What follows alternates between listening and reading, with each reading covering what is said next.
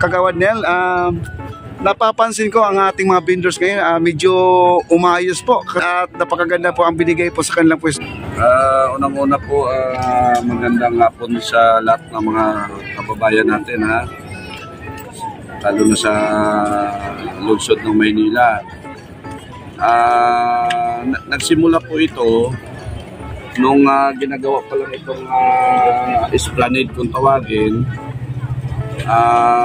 Pinausap na po ni Secretary Acosar, si Chairman Robert Bunda, na bantayan itong ating gagawin nilang pasyalan. So yun na nga po, nag-opening to, diba, pumunta po dito si PBBM, yung mga national cabinet natin, sila Mayora, yung LGU natin. Yes po. Tapos, nagulat na lang kami na biglang viral to sa Facebook, sa TikTok. Yes po. Nag-boom yung tao. Natuwa din kami. So, nagulat din kami. Yun na nga, biglang dumagsa yung mga vendors. Yes po. So, sa ngayon sir, yung mga vendors pa natin dyan ay sila pa ay may mga binabayaran sa pwesto o free lang yan? Free lang po, free lang. Pero wala pa pong formal na pahintulot po ng LGU yan. Anytime po pwede silang mahuli dyan. Or hulihin. Okay. So for the meantime, dahil nga po nandyan na rin sila. So bilang nasasakupan ng barangay ito, Barangay 65 Lindas, so kaya naman kami nandito para ayusin na sila. Diba? Dati nakita nyo doon ang gulo-gulo. Yes po, grabe. Sa tabi ng kalsada. Yes po. So pumayag naman yung pasyalan. Yes. Sinabi naman ni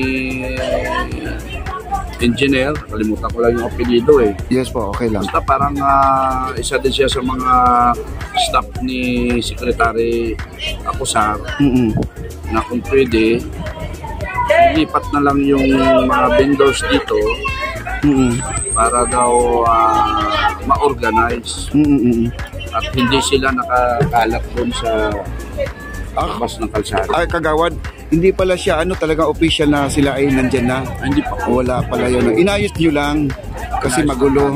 Kasi nag-aaway-aaway po sila. Ay, yun nga, no? Nag-aaway-aaway. Talagang hindi nyo akalaan yung Esplanade ay nagbo-boom talaga, no? Kaya kagabi, punong-puno po ng tao dito kagabi. Grabe, no? Abot po ang kabinundo, sir. Pero di ba po, nakita nyo naman, laki ng pinagbago, diba? Yes po. Hindi na tayo nakakabala dun sa kalsada. Yes po. So, yun na po, temporary, dito muna namin sila nilagay. Alin sunod din sa sabi ni engineer na ayusin namin yung mga vendors. So, kami naman bilang mga barangay official, yes po. sumunod naman kami. Pero yun nga po, hindi po tayo nakakasigurado pa po dyan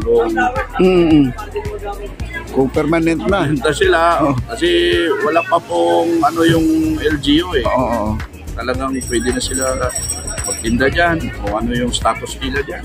Basta, sabi ko sa kanila, pag nagkaulihan, bahala kayo. Kasi wala naman, basta ang sa inyo lang, inayos nyo lang sila. Kasi tapos po, yun nga po, lagi ko sinasabi sa kanila na magdala kayo ng garbage bag, ng sako, para yung kalat nyo, maligpit namin. Kasi pagdating po ng umaga, may tagawalis po kami na ina-assign dito. Meron din. Wow. Kaya po pala pwede po kayo bumisita dito bukas ng mga alas 7 o alas 6. Para makikita nyo po, may 3 tao kami na nagwawalis dito. Ay, gano'n. Minimintin namin yan kasi ayaw po namin na may masabi yung pasyalan. Ayan po. Kaya kanina Kagawad, nakita ko pagdating ko kasi doon lagi ako nakapark sa dulo nito Kaya ano na namin to sabi ko, buti na lang may official dito nakatutok. Pati yung barangay police naman na nakausap ko naman din na buti na sir, maganda yung ginagawa nyo kasi doon napakalinis na Yan oh. Hindi po pwede na walang mamamagitan sa kanila kasi araw-araw lang po may nagsabunutan na diyan. May nagsuntukan na diyan. Talaga? Oo, ito yung ito ang paninda nila, nag-away-away sila. Ah, ganun. Mga balon. Oo. Kasi Diyos ko. nag-iiringan. Oo. Nag-iiringan, nag-aanuhan sa presyo. Oo. Kanya-kanyang pababaan. O ito, mababa sa Ah, ganun. Kaya nga nagalit si Kapitan at saka si Chairman sa kanila. So, paano na lang kung walang barangay, Barangay. walang pulis. Tama po. Baka lahat yung mga vendors na yun, magrambulan na. Marambulan na. Kala mo may demolish, no?